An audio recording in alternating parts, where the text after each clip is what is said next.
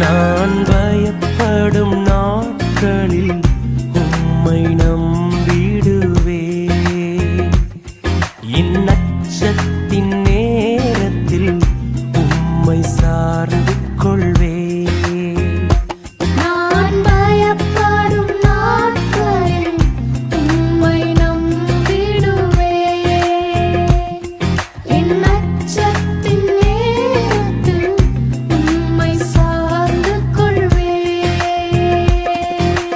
அலைச்சல்களை அறிந்தவரே, என் கண்ணீரையும் காண்பவரே, என் அலைச்சல்